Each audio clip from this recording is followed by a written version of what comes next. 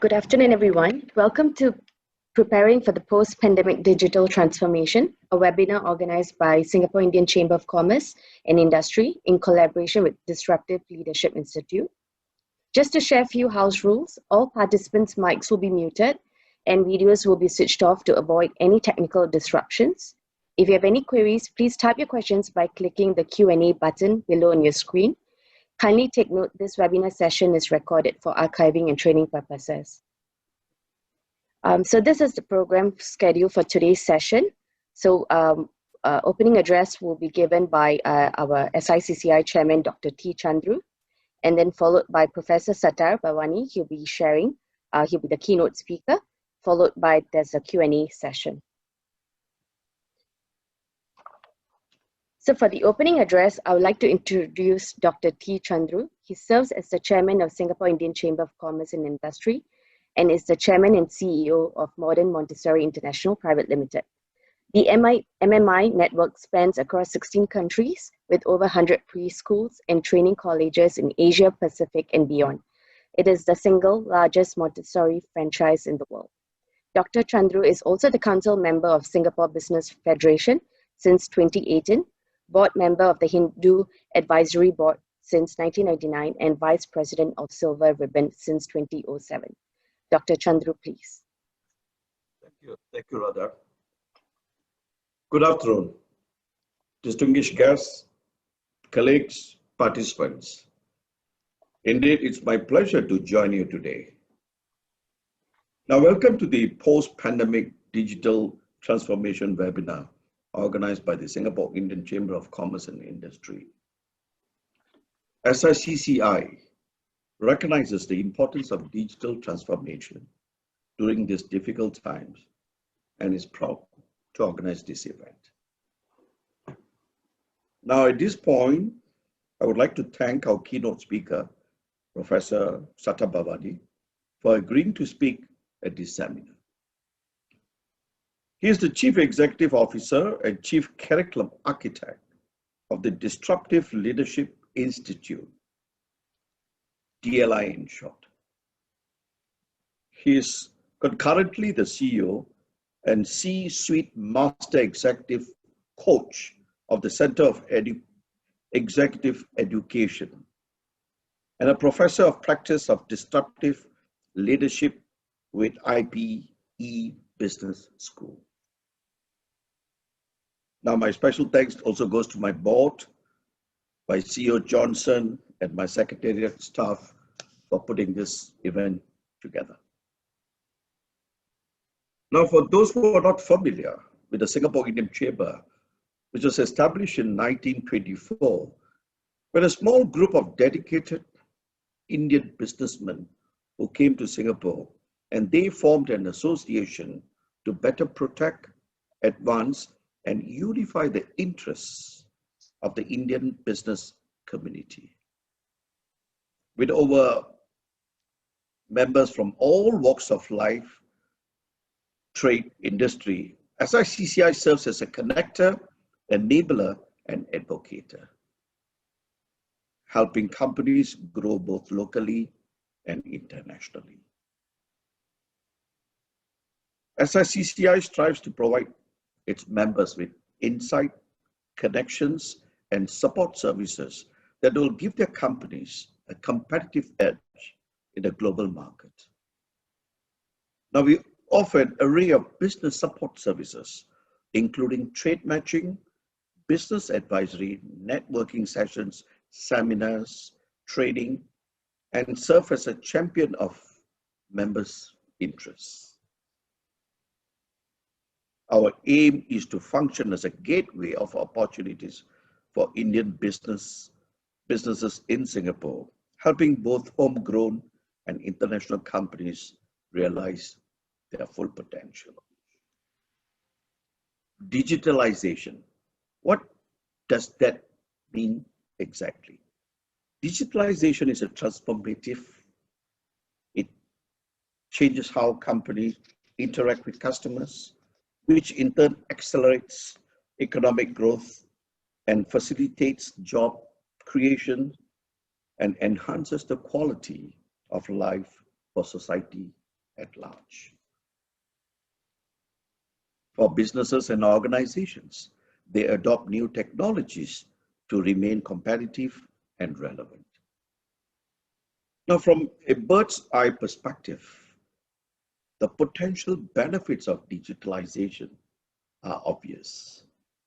Better workflow, more efficiency, better products, and entirely new services are part and parcel of the process. Now, from these advantages stems out such as new customer acquisition channels, facilitates job creation for employees, improved work conditions, and better employee retention, improved decision-making, more willingness to innovate, skills upgrading required for employees, and of course, better teamwork. I'm sure all of us would agree COVID-19 has accelerated the shift in the mindset of companies who want to transform the way they conduct businesses. Some examples of these transformations include companies embracing more track and trace solutions to ensure quality service to end customer and increase the use of advanced data analytic to uncover new, more productive ways of responding to customer needs. We have also seen substantial social benefits, such as job creation and skills upgrading, ultimately enhancing their competitive edge and advance their businesses further. Regardless of how these developing trends unfold, companies must stand ready to ride the wave of change to the new post-COVID norms to enhance our adaptability and competitiveness in the global market. We urge the industry to step forward, to co-innovate and create new value. We have Professor Sattar Bawany, an accomplished coach and a good friend of mine, to help us grasp this complex and sometimes misunderstood concept. Professor Sattar Bawany was awarded the Executive of the Year, Human Resources Consulting at the Singapore Business Review Management Excellence Awards in 2019. He has over 30 years of international business management experience, including 20 years in executive coaching, group facilitation, and leadership development and training with global management consulting firms. Professor Bawany's passion for people and culture is about creating an environment where employees are valued and emotionally engaged in business. He is an experienced facilitator and has spent many years developing leadership capability through the delivery of structured talent management, leadership development programs, including executive coaching. He has also published extensive series of articles on themes related to talent management and leadership effectiveness. His latest book, entitled Leadership in Disruptive Times 2020, published by the Business Expert Press, LLC, New York, has been endorsed by CEOs, CHROs, and business leaders, as well as global thought leaders. So please join me in welcoming our keynote speaker, Professor Sattar Bawany. I would like to wish everyone a fruitful webinar session today. Thank you, and Professor, it's all yours. Thank you so much, Dr. Chandroo. Thank you. Thank you, SICC, for inviting me to be here, and thank you to the communication manager, Radha, who has been excellent, and the team to put this together. So welcome and very good afternoon to one and all. And I've seen in the participant list there are quite a number of you who are my guests, my client, friends across the region. So welcome to each and every one of you. Let me just share the screen so you can see the, you know. Okay, so the title of this this afternoon, we have about now it's nearly 3:50, so about 45 minutes or so, is to share with you some latest thinking, best practices regarding managing the challenges of the post-pandemic. Now, not the pandemic. So the question now is, when is the post-pandemic? And that is something that we can discuss, and I will share my insights. But the most important is we need to start now to be ready for the new normal. And the time is now, not to wait any longer, because we do not have much time to ensure that we have the capability, the resources, and the most important, the talent necessary to bring our organizations to the next level in a new normal.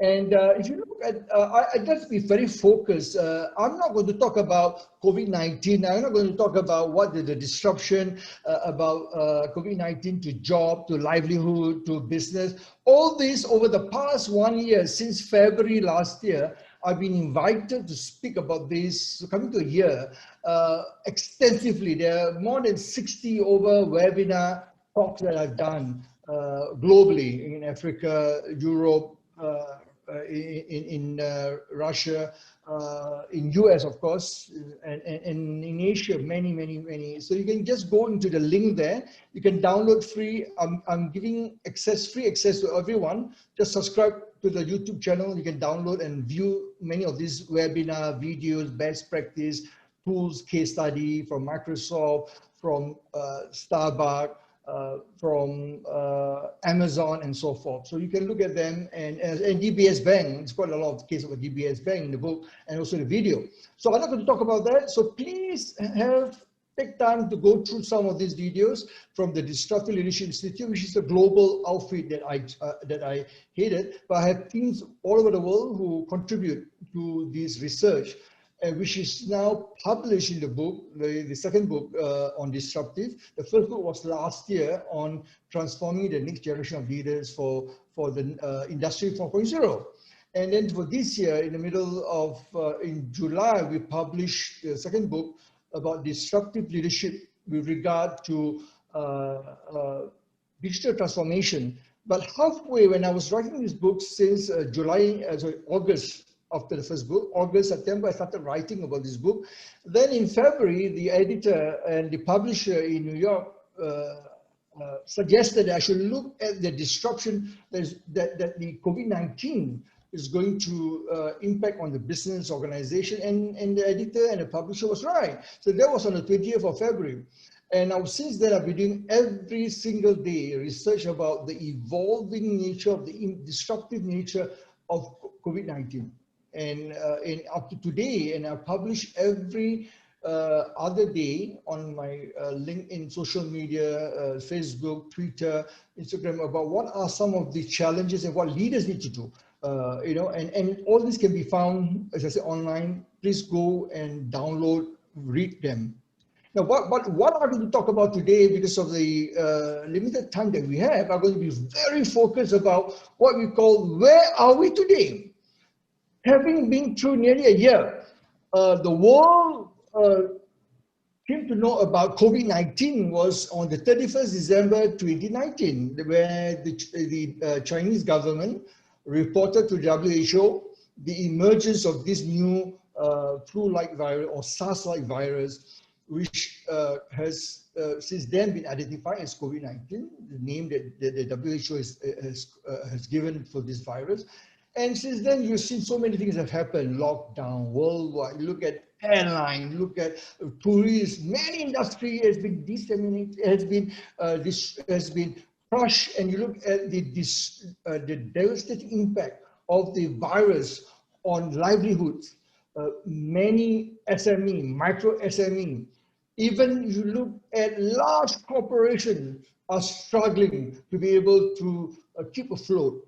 And many retail, many organizations have gone. You look at today, of course, what we have seen, the acceleration of the digital transformation. It takes years for organization, for government, or even for Singapore, for example, in Malaysia, Singapore, in Vietnam, the government, as part of the ASEAN, initiative to bring about what we call the ASEAN digital economy in 2030 to 2050. What has happened is that it takes years to convince people to start implementing. So there's a lack of sense of urgency of what we have seen today in the last 12 months.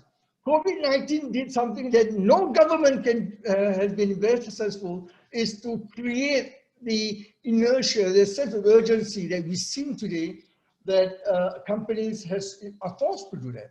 Why? Because of the migration into cloud services, because of work from home, or Harvard Business School talk about work from anywhere. And because of the safe distancing or social distancing initiatives that government, or the rules that have been put in place, regulation, to ensure the safety of the employee, of the customers or stakeholders, companies have to reinvent themselves to ensure that they are able to provide services, uninterrupted services. And to do that, that's where technology comes in.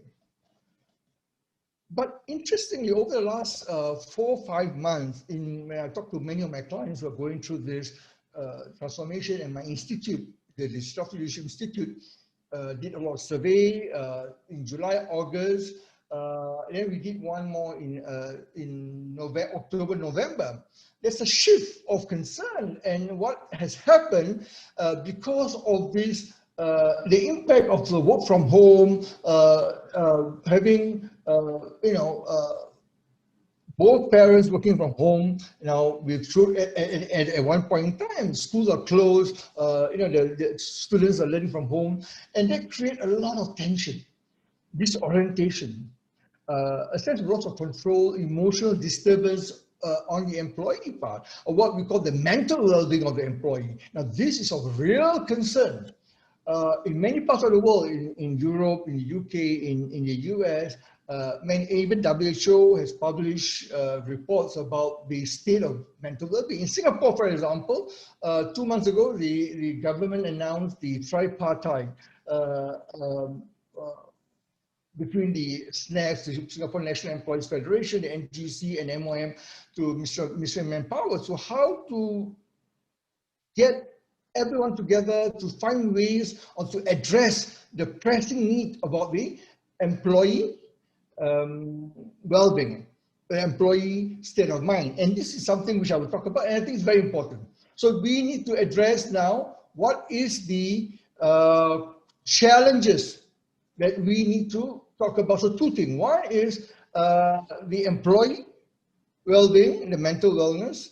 What can you do to address? Second is the more broader, more strategic issue about digital transformation. But bear in mind, if you don't address the first one, you don't address the people issue, their well-being, the mental state, the emotional well-being, the employee concerns, it will be far much more difficult to ensure the implementation or successful implementation of the digital transformation. So, because we believe that, in my book I talk about PPT.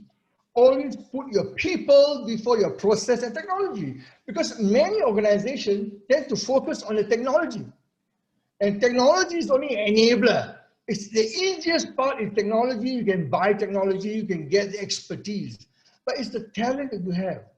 How do you leverage on the talent? How do you protect? They are the only sustainable competitive advantage in any organization, is your leadership team and the people that you're going to need to drive the success of your digital transformation. And I will talk about that. So next, let's move on and look at what's happening today. As I mentioned about the mental well-being. Why this is important. As I already talked a little bit about that just now. One of the biggest challenge is about whether you're frontline customer interface or you are in the back end, you know, whatever level you are, people are concerned. Why still have a job? Looking at around you, your friend, your colleague, your family, relatives, all of us have someone who has impacted one way or another. So there's a sense of insecurity, sense of loss of control, which created because of the pandemic. And when you work from home and then you lose your familiar workspace, friends, your colleagues, and then you have to, take care.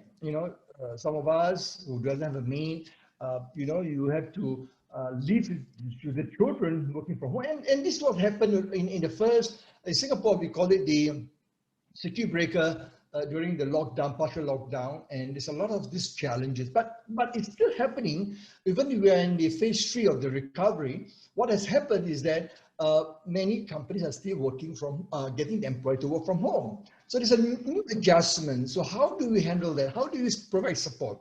And what is important for businesses, for organizations, is that what does it mean is that this is going to impact the productivity, productivity and employee engagement. And as a result of these two factors, you find that you may not be able to achieve your results, your goals, your business, your profitability, all are impacted. So it is important to address this head on and to make sure that your leadership team is fully aware what it is, how to address it, and what you need to do next. So because if you don't address this, as I said, you're going to have a lot of challenges, that you're going to lose the talent that you want to keep, and these people will no longer be around to support your digital transformation agenda. Yeah?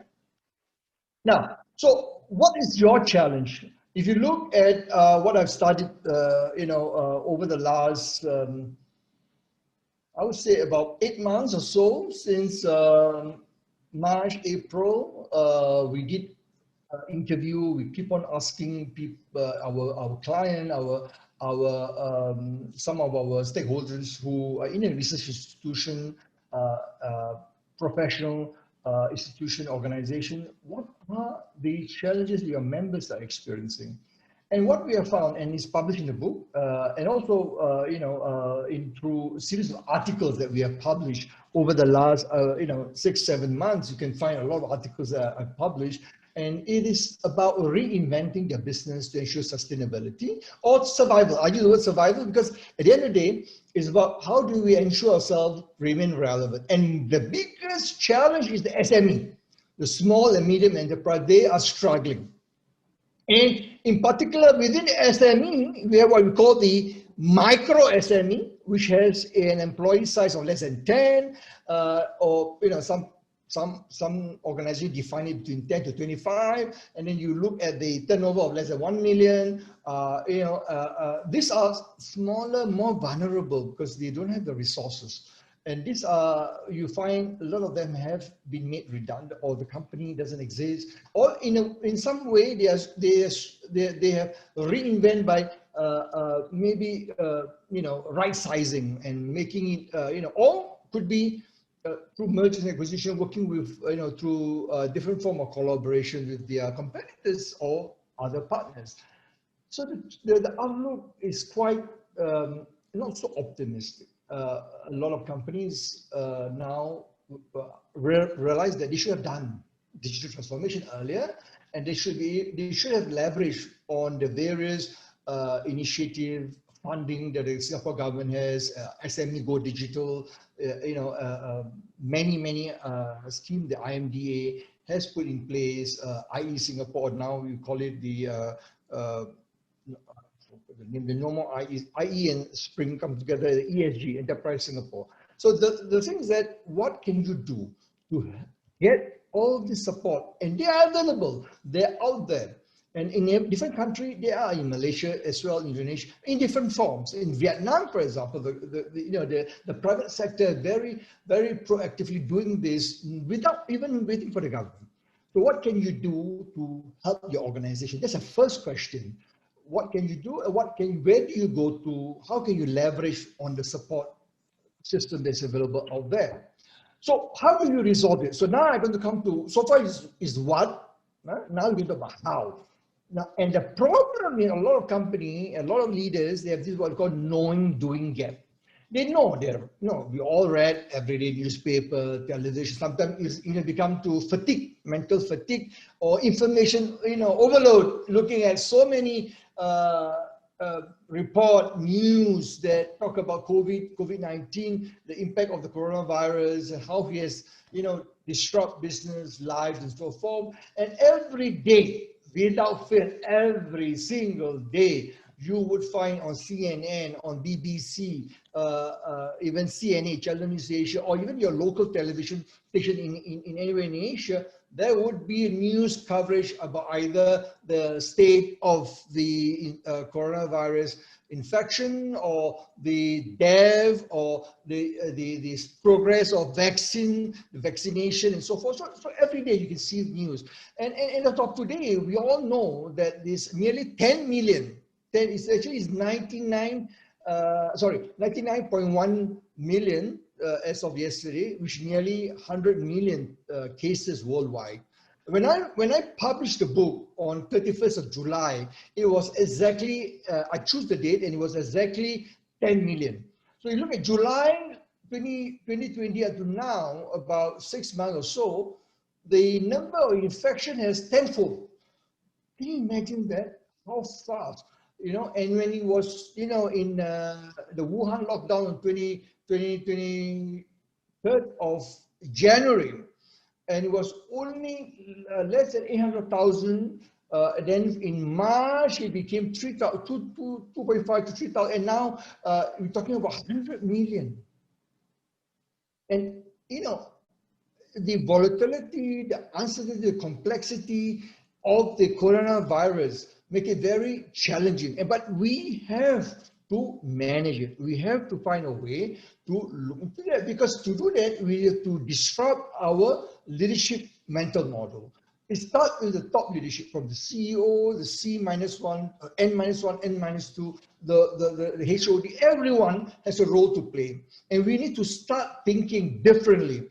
We need to disrupt our, what we call the disruptive mental agility, with cognitive readiness, to be able to develop strategies which are relevant for the future, the changing world of work. We need to be able to understand how the customers of tomorrow. If you don't do that effectively, what is going to happen? You're going to lose the opportunity to seize the market place. And what we have found over the last 6 months, talking to our client, those who are able to put the people first, ensuring that they have the resources, developing them, they are the one who is successful today, and they are better in position to seize the opportunity when the post-pandemic eventually arrives. I mean, the new normal. So how do you do that? How do you ensure customer centricity? How do you ensure that the people are ready and equipped? But at the end of the day, what the post-pandemic is going to look like is a high level of customer centricity, innovation-driven workplace with design thinking practices, looking at how can you develop new, new leaders. How do you hire the Gen Z, Gen Y, and Gen Z? And the gig economy is booming. How can you leverage? How do you change the compensation in philosophy? How do you, when you're hiring philosophy? A lot of things have to change, and HR has a lot of work to play. Those of you joining me who are HR, you have a lot of opportunity to demonstrate what we call the strategic partnership. And this is a great opportunity because leaders, business CEO, board of directors are looking forward. How can we strengthen our position, our team? And HR business leaders are right at the forefront. So what I call the leadership 4.0. So how do we transform? How do you look at your competency model? A lot of leadership competency model worldwide, even in Malaysia, Singapore, Thailand, Vietnam. I spent a lot of time in Africa. I was in Mombasa, Kenya, virtually, of course. You know, I was 2 months ago. I was in Dallas. I was in Oklahoma, and you know, also in Boston, talking to some client. How do you transform? And interestingly, I was also in Paris, looking at how universities can reinvent education. Institution, because they, interestingly, although they are the one who, you know, in this institution, in terms of developing, in terms of knowledge, but most of them are not at the forefront. And a lot of universities are impacted very soon. A lot of them is going to be out of business. And you may have read about that, how technology has really shifted the way of learning, impacting most of the institutions. So what we have done is doing our research, we look at global organizations, small, medium enterprise, and we have found that there are certain what we call competency, the leadership, the competency that would be able to help leaders of the future. Number one, we look at Microsoft, you know, DBS Bank Singapore, Citibank, 𝐏𝐶𝐬𝐭-𝐏𝐚𝐧𝐝, GSK, ExxonMobil, Netflix, Starbucks, Alibaba, Grab, Uber, and many of these organizations, they're all similar. And they are best practice competency. Number one is about disruptive mentality. How do you be innovation driven? How do you disrupt your mindset? And how do you think outside of it? The disruptive mentality means there should not be a box. We always talk about, think outside the box. There's no box. Then, of course, entrepreneurial, we should all know. This is something we all know because the visionary and entrepreneurial skills is something we all know and it's been around. But in the digital transformation, because you talk about customer centricity, and it's very important to be able to have that mindset. Number three is our cognitive readiness, a suite of competency, including mindfulness, including being able to make decisions using both the gut feeling and the big data or predictive analysis. And we call it together, we call it the mental agility. And then number four is the resilience and adaptability. Again, it's not new because we know in the global financial crisis in 2008, 2009, in the Asian financial crisis in 97, 98, we look at the SARS in 2003, 2004, we look at the September 11 in 2001 and the dot-com crisis in 2000. Those who are able to demonstrate resilience, adaptability, they survive. So we know that, but again, in today's context, again, it's very important in the digital transformation. If you want to move into the next level, if you want to bring your people to the next level, you need to adapt that. Of course, the interesting thing, number five, is empathy and social skills. Because we talk about the digital transformation, it's all about customer centricity. How do you put the customer around everything you do? And it cuts across all departments. It's not the responsibility of the IT or the technology department, but it's the responsibility of everyone. It's driven, it's no longer driven by IT or marketing. It used to be marketing, but or what we call the R&D or innovation, but today is everyone in the organization, every department, every function is involved.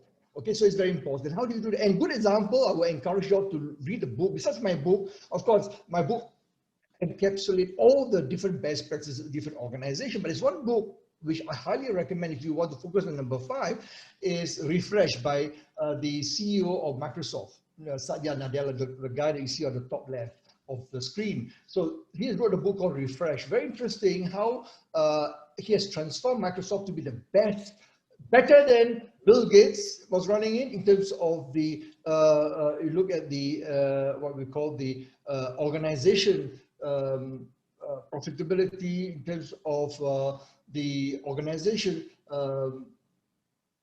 innovation practices. And he's better than Steve Ballmer, the second CEO, and he's one of the best CEO around who has transformed Microsoft.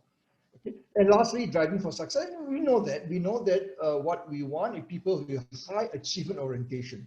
So all this in the book, on chapter 6 of the book, I put into a very detailed, it's a nearly 380-page book, which talk about all the chapters, very detailed, and how to do, it's about how to do it. And you can look at, there is, leaders who are worldwide who have gone through the book, they endorsed it, and they're using it like a blueprint. Yeah. So again, this is number one. First tool, re-examine your leadership competency.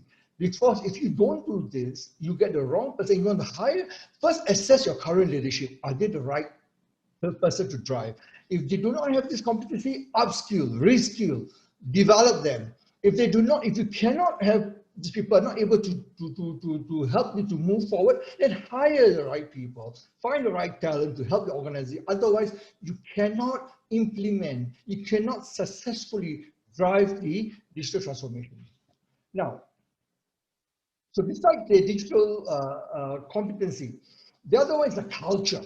So what we in the book chapter 5, I talk about the culture digital transformation. I look at Microsoft, Netflix, DBS Bank, and DBS Bank was a huge 80% of the chapter about DBS Bank because it's a very interesting case study which I've put forward. How Piyush Gupta and his leadership team, the CEO of DBS Bank, transformed DBS to be the global #1 digital bank 4 years in a row, and very successful. And it's not rocket science. And if I look at DBS success, Microsoft, Netflix, Starbucks, Grab, Uber, Amazon, 3M, all these organizations, there's some commonality, something that we all can learn, we can adopt. Very simple. Number one, if you want to embark on digital transformation, make sure you have a clarity. What are you trying to accomplish? What's your digital vision? What is your transformation agenda?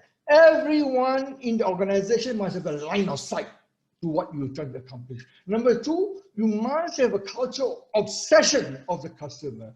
Customer centricity. Everything you do must be around the customer. No two way about it. People must accept that. It's an outside-in perspective. And that's very important. The third element of the culture, the digital transformation, what we call the DTDX. Sometimes digital transformation is known as DT, sometimes known as DX. So it's about your structure. So your structure always follow your strategy. So you must create a lean environment, a lean structure. How do you create a more responsive organization to be able to transform your value proposition, bringing value in, so make sure that people understand. And as I said, your structure must allow you to deliver the customer value proposition, empower your team, make it easy for customer to transact. Number 4, we all know about communication. How do you communicate internally and externally to your stakeholders? What does it mean? What does the new organization means with regard to the digital transformation? What is your agenda? How are you going to transform? You need to communicate to your stakeholders and partners.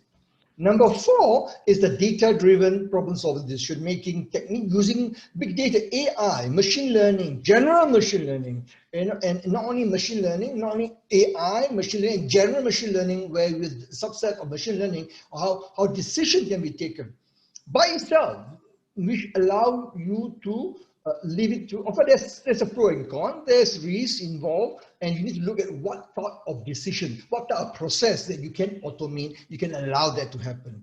And many organizations, in banks, insurance, you look at manufacturing, there are a lot of what we call the AI has come into place, robotic, and there's a new concept called cobot, C-O-B-O-T. Cobot is about how collaborative robot, how we need to use robot together hand in hand with the human being workers in the factory floor, and how the robot will take command from the human being, often work together. And this is something very interesting. And we've seen it in automobile manufacturing, we've seen it in heavy machinery and so forth.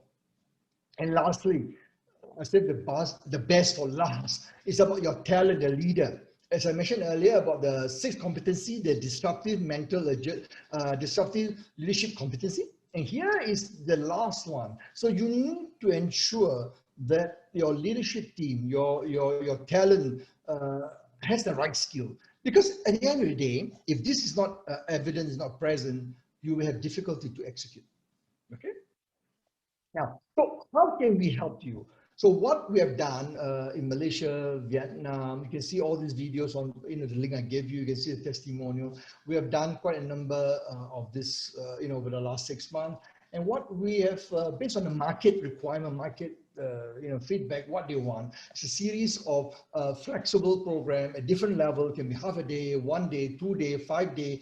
Can be a series of workshop over 6 months. Whatever is the client requirement, we structure it very simply, make it easy for the client to help them to reinvent. Whether SME, whether local larger SME or MNC or global organization, we design something which is flexible, competitive to help our client to get ready for the digital transformation and include leading disruptive time based on the book, and then leading in digital, which is the topic of today, leading digital transformation, and how do you develop future digital leaders. Then number 4, VUCA driven. VUCA stands for volatility, uncertainty, complexity, ambiguity, which is the focus of my first book in 2019. Then of course, high performance digital organization, which is again a chapter in the book. And how do you implement? All this, how do you implement? And how do you bring about the high performing team? And number 7, about culture. How do you create a coaching culture to empower your team? How do you empower your Gen Y, Gen Z, the latest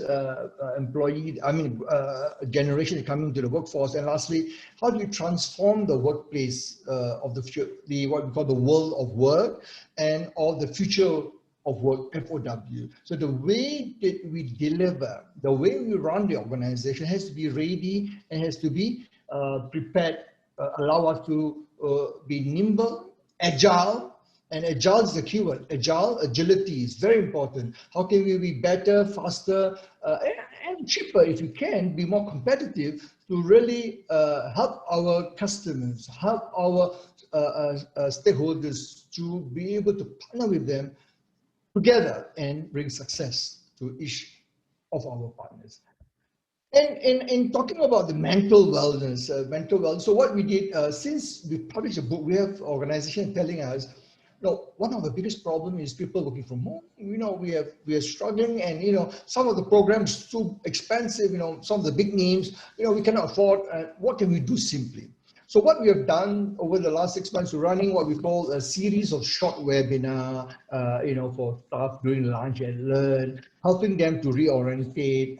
We work with other partners who provide counseling, medical, what we call the assessment and so forth. But what we have found useful is 3 things. What customers are telling us is that they need to be able to regularly update their staff. What are some of the best practice, some of the latest technique, how to keep themselves fit, healthy. Could be yoga, and we have partner who does provide yoga on site. We have some of the about eating well, how to eat and what you eat, dieting and the right kind of food, and also exercising. We have, of course, our flagship program, we call the corporate wellness program, include personal training, either as a group. We go to, because of the pandemic, we don't do it we used to do it in the organization. Now we do it virtually.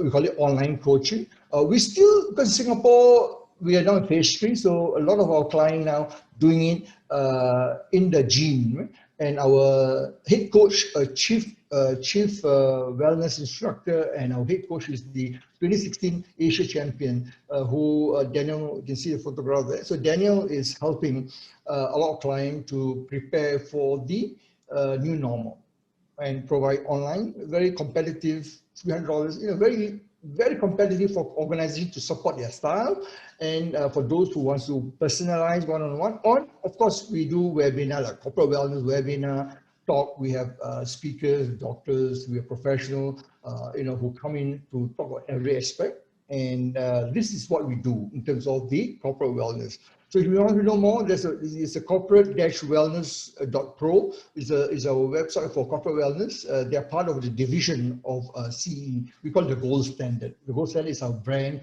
for corporate wellness. Okay, and there's also a number that you can WhatsApp. Yeah. Now, so I want to say, I'm finishing now to Q&A now. So you can subscribe to free videos, articles, best practice, research that I'm giving away free. So go in and subscribe and enjoy the article. It's all online. You can download and read online. And some of the videos you can watch, but subscribe, because every week there'll be new videos and you'll be alerted. Once you subscribe as a member, it's free. We will alert you whenever there's a new video. Okay, and for those who are interested in the book, these are the two books that based on the disruption, the digital disruption. The one on the right, Transforming Need Championship, was 2019, about preparing for the digital workplace. The one on the left is the disruptive, about the impact, about what to. So the one on 2019, I talk about what to do. The 2020 is about how to do it, how to manage the disruption. And there are three chapters, chapter 2, 3, and 2, 3, and 10 talk about COVID, the disruption. So you can, and it's quite, include issues like vaccination, with the mutation. And I talk about that since April, May. The mutation, the variant, now that you hear a lot about this, and it's in a book. I talk about why this is something we need to be prepared, because it's going to impact when are we going to go back to new normal. So with all this unknown, we are learning every day. So if you want to know more about the books, if you want to get for your staff, for your management, just email us, inquiry@SICCI-Global. I'll be delighted. If you want a copy of this presentation as well, email us, and I'll be delighted to send you a copy of the presentation. With that note, I will now, we're on time, 3:50, so I will now stop here, and I'll hand over back to Radha for the Q&A. Radha? Okay, thank you, Professor. Thanks a lot. Yeah, so I would just,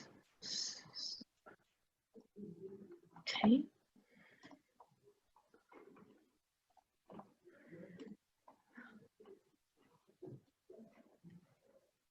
Okay, so now we are moving on to the Q&A session. So if you have any questions, please drop it down at the Q&A button. So Professor, we have a question right away. Let me just share that with you. Okay, so we have a question from S. Devendran. He's asking, could you elaborate more on putting people first? Is there a framework, etc., to start? Yeah, of course. Yeah, thank you for the question, Devendran. I think the framework is called RBL, results-based leadership, putting people first before process and technology. So you can get it from my website, you can Google it, and you can find in the book I detail it. Very simply, we look at results. A result is a lagging indicator. We are always focused on results, but what you should be focusing on the driver of results, which is the people. So leadership, team, the intact team that is executing the digital transformation, you should focus on them first. If you get it right, if you focus on the people, you call it result-based leadership or PPT, putting people before process technology, when they're engaged, they will be able to put forward what you want them to do. They're able to engage the customer. When they engage the customer and you're able to get the results, because the customer is going to come back again and again and again. So if you look at the putting people first, basically focus on your staff, and the staff, when they engage, when they are able to enhance the productivity level they're doing, and they're able to communicate the customer effectively, you can then deliver value to your customer, and the customer will come back again and again. That's where results comes in. So always focus on employee or leadership team, and that's what I mean by people first. PPT, put people before process and technology. I hope I answered that question. Yeah. Sure, thank you. We actually, that's the questions we have. We only have a question. Is there anything else you would like to elaborate at your end? Yeah. So I think what is important, as I mentioned earlier, two things. Always look at from an outside-in perspective. So what I would suggest, because of a lot of things are happening right now. People are still worried about are we going to still have a job? But we need to get the employee to be focused on what they're doing. And to do that, at the end of the day, it's about customers. So we need to go out and talk to our customers. What is it that they want now? How can we deliver? What is the most important, 2 to 3 things that is most important to your key customers that you can deliver? how can you, once you know that, there's outside in perspective, once you know what a customer needs, what is important, how can you reinvent? How can you now deliver your product and services to ensure that it serves the customer? So that's number one. Number two, I think we need to start asking this question: what are we trying to accomplish in the new normal? In the new normal, with the word new normal, things are not going to be the same. Now, two things definitely going to happen. Number one is the external demand customers impose on you, because they themselves are, especially in B2B. When you are in B2B, their customers is going to impose on them the way they need to deliver the services and so forth. Therefore, they will expect you to supply or provider. So this is very important to understand that things are not going to be normal. Number two is your people expectation, your talent, and you're going to see more and more Gen Y, and you're going to see Gen Z in next year coming in a big way, starting. And Gen Z are those who are born between 1995 to 2010. Gen Y are those born in 1980 to 1994. So Gen Y, they're quite substantial. The next 5 years, Gen Y is going to be in a leadership position. But the Gen Z, they are very different. The expectation, the way they want to be motivated, they want to be coached. They don't want to be told what to do. They know what they want. They are more resourceful. So you need to adopt a concept called reverse mentoring.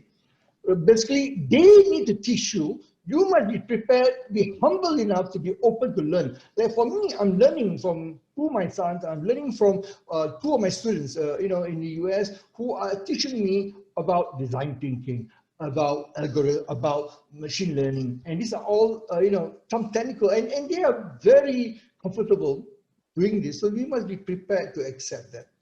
But I think there's a lot of things happening. So be focused on your customer, be focused on your people. There's a result-based leadership, PPT, people before process, and you should be fine. But again, leverage on for SME. Many companies are SME. Singapore, Malaysia, there are a lot of funding. In SICCR, you have the SME, center. I encourage people to go and talk to a consultant. What can we leverage upon? What are some of the grant funding? And use that to upgrade, reskill, upskill your workforce. Okay. So we have two more questions to go. So we got a question from Munira. Malaysia is now in third wave COVID pandemic. What is your view on how we will go through this worsening situation? Yeah. So I think this is the thing, the challenge that you look at many governments around the world. I wrote this and published a lot about public health. So when the COVID-19 impacted, as I said, when the lockdown, many countries started, after China imposed on Wuhan, and then the travel ban and so forth, you see in March, many countries start put into place. Social distancing, travel restriction, and some are very good. I'll give you an example. The best country is New Zealand. How good they are. There was one instance, and in my book I talk about some of the leadership, and in articles I published since the book was published in July, August, September, October, November. I look at leaders around the world, and I published my link. And one of them is Jacinda Ardern, the Prime Minister of New Zealand, and how she put in place, and she used a lot of empathy to communicate. But it's about people behavior. We need to influence, you need to communicate, you need to have authentic communication to influence. Now, what's happening in Malaysia is unfortunate. It's not unique. We have fourth wave in Hong Kong, we have in Europe, in UK it's worse. UK has the highest per capita death in the world, worse than in America. Now, what does it mean? This is something we need to reflect. So in Malaysia, in my view, that the public health, and I think the DG, the Director General of the Malaysian Ministry of Health, who's Dr. Noor Hisham, he's very well known internationally. He's trying to put in place, but there's so much the government, the public sector official can do. It's about attitude, about behavior. We have to do our part. In Singapore, we have issues like recently where people who are sick, like this cluster of vet, the police vet, K9, where they're sick, they don't seek help. So what happened? It spread to their family, community, right? And the same thing we have seen in other countries, like Taiwan, just last night, who has been very successful, one of the best country who is able to, control the community transmission. There's an issue about the community spreading and so. So, in Hong Kong, gone through the last 2 months, same thing, South Korea, Japan. So I think Malaysia, this is the challenge. What else can the government do? Now they have called an emergency order, means to bring, to marshal in resources to put in place. And I wish them well, and I pray for the best outcome, not only in Malaysia, everywhere in the world. In Singapore as well, I think the government, the ministerial task force for COVID-19 is putting in place a lot of measures. And I think this is the right thing because we have to adapt and adjust as things things evolve. I cannot hear you, Radha. You're on mute. Sorry. Okay, we have a last question. So we have a question from Dayalan Nathan. Can disruptive leadership play a part on massive unemployment due to the pandemic in creating the new kind of jobs for the masses? Can you repeat the question? Can disruptive leadership play a part on massive unemployment due to the pandemic in creating the new kind of jobs for the masses? Yeah, actually, it's twofold. The pandemic has impacted on livelihood, as I mentioned. The ILO, the UNDP. In my book, I explained the various global agency what they are predicting. And it's really, this is the amazing what the UNDP, what the WHO, what the WTO, all the global organization has predicted. It cannot be true. Now, what can we do? Is to disrupt our way of and how we think about policy. Where do you find a new job? In Singapore, we are very fortunate. Our National Job Council is being chaired by our former Deputy Prime Minister, now our current Senior Minister, Tharman Shanmugaratnam, someone who are highly respected, not only in Singapore, in the region, and globally.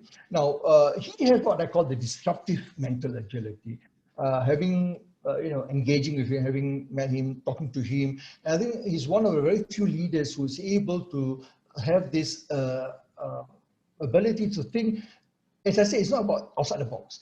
There should not be a box. So when you talk about disruptive mental agility, how do you use cognitive readiness, suite of competency to be able to reinvent your thinking and shift your mental model to a higher degree to be able to find new solutions? Now, can we use disruptive? Yeah, disruptive leadership is designed for that. So you need to be able to find new ways. How can you work? And this is the problem that many countries are facing. How do we then upskill our workforce? And Singapore is a good example where for the last 15, 20 years, we are preparing the workforce, ready to upgrade. We have schemes, Skills Future, various schemes to help the companies to train their employees to prepare for the future workplace.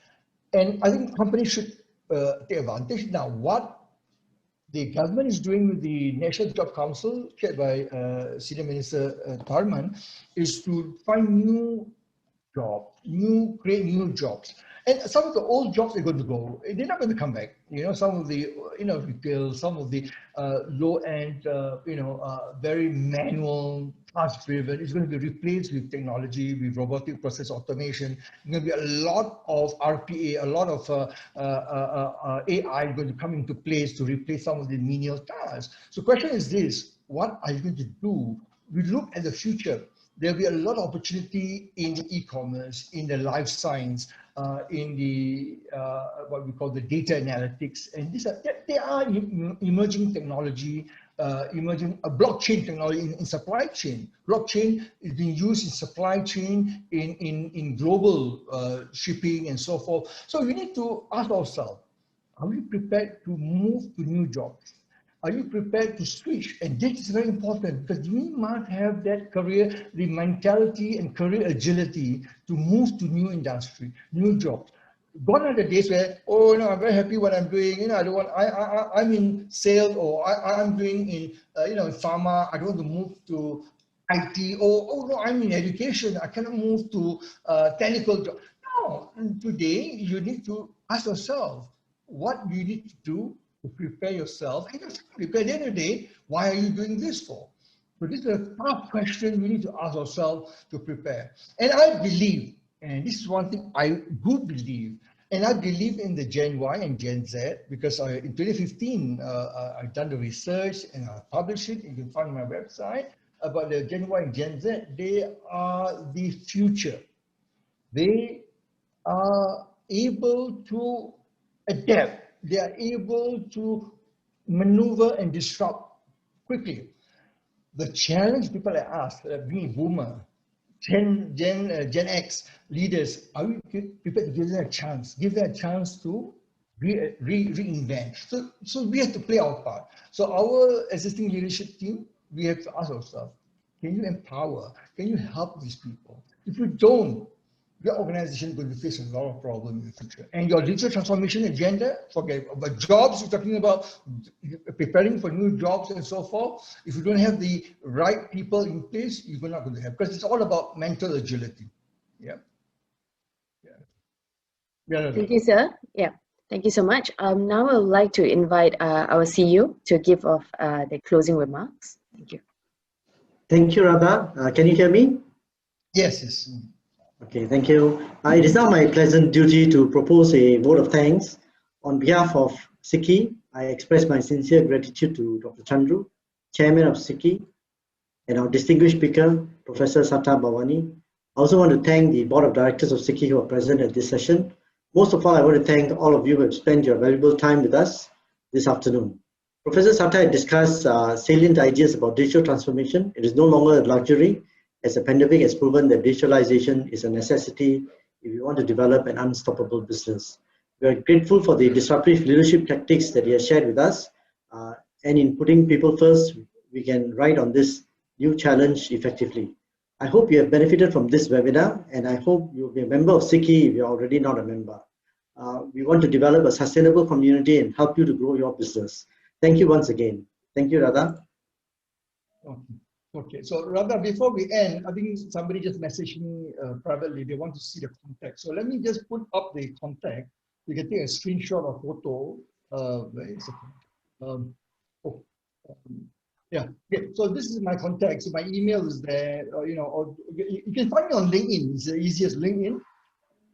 Connect me on my personal LinkedIn or DLI link, whatever. So if you need more, if you need a copy of the slides, let me know. I'll be delighted to share with you. All the various social media platforms there. I want to say thank you again for Indian Chamber of Commerce Industry, to the chairman, the Chandroo, to the CEO, Johnson, and to Radha, of course, who has been very helpful in organizing this, and also to the board of directors of SICCI for this opportunity. And I look forward to engaging all of you again and to connect and have further discussion. So with that note, thank you so much for joining me today. Over to you, Radha. Yeah, thank you so much, everyone, for attending this session. This recording will be up on our SICCI YouTube channel, so please do watch them if you have missed out any of the portions there. Yeah, thank you so much. When are you going to load it up? It will be up by tomorrow, sir. Yeah. Oh. Okay, Ken. Thank you. Thanks. Have a great day, everyone. Okay, bye-bye. Bye-bye.